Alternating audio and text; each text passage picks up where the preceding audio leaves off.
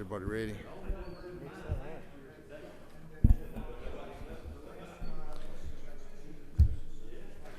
Okay, I believe we're upon the hour at 3:30. If we had more than 8 days left, we'd all socialize a little while, but everybody's got busy schedules.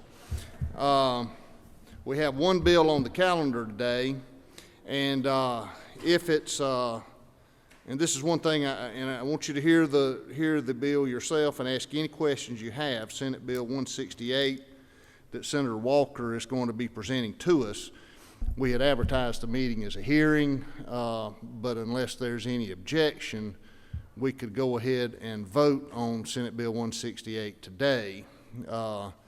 And he will explain but we have seen basically this same bill. I don't remember the number of the bill, but it was Representative Gunter's bill. House Bill 306, I understand, for the shareholders meetings by remote. This is a Senate bill that has a couple of changes that I'll let Senator Walker explain to you. But at the end, we ask any questions we need to ask, and then we'll, if it's the good pleasure of the committee, as chair, I would like to go ahead and vote on this bill. So that being said, Senator Walker, are you, Chairman Walker, are you ready to present your bill? I don't know what that is. Can you come up over here? Why don't, you know what, nobody knows how to work that particular, so why don't you come up to the front so everybody can see you real good. You look healthy, and we all got checked for rabies this morning, so maybe we won't hurt one another. Thank you, Chairman and committee members. I don't know how healthy I am. I do get plenty to eat, though. I think you can look at me and tell that. As the chairman already said, this bill is really kind of a mirror of House Bill 306 that Representative Gunter brought to you, and the House passed by a vote of 169-0. During the COVID pandemic, one of the governor's executive orders as part of the public health state of emergency was to allow corporations to hold their shareholder meetings virtually, and this bill would codify that to allow them to continue to do it after the public health state of emergency. Has worked well.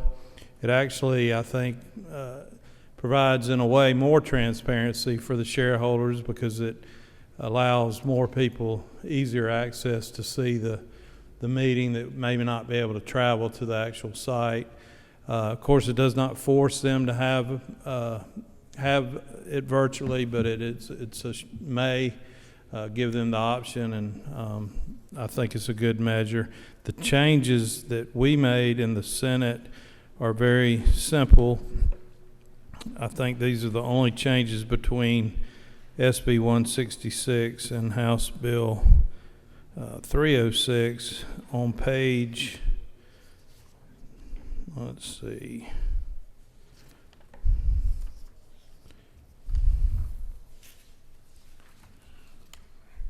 we had it on line 17.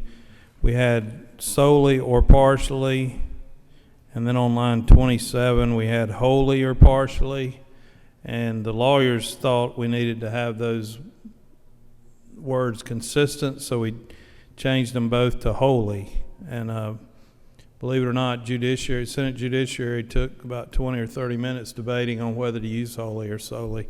If you've been to a Judiciary Committee we meeting. Believe it, Chairman. We believe it. And then the other change we made is we do have a Georgia corporation that is wanting to take advantage of this in, I believe, July. And of course, they have to make plans ahead of time, and they would requested that we change add line 52 and 53, which would make the legislation effective upon the signature of the governor, assuming it passes and he signs it. Of course, if he didn't sign it, it would, and didn't veto it, it'd become effective July 1. Be happy to answer any questions. Are there any questions for Senator? I believe Mr. Williamson has a question. Thank you, Mr. Chairman. Yes, Senator, thank you for bringing this measure. I just wanted to confirm now that we, on line, that it's just basically almost a scrivener's correction on line 17 by inserting the word wholly in lieu of solely, in line 20 to make it consistent with line 27 where it says wholly or partially in that script, and then putting the flexibility for the governor to sign it and get it in effect immediately, correct? That's correct, yes, sir. Okay. Thank you so much. It's a good bill. That was the way I read it from when you changed the word to wholly. If that would have been a mediation, that'd been an extra $120 billing. I guess would be the only difference. Yeah. Are there any other questions? Oh yeah, we've got our friends. I keep forgetting our friends that are online. Representative Lewis Ward, I believe, has a question for the chairman. So proceed. Thank you, Chairman. My question is, with the changes allowing corporations to hold their meetings remotely, are there any changes to the requirements as to when the notices should go out? Not to my knowledge. I think all the notice requirements would be the same as they were and currently are.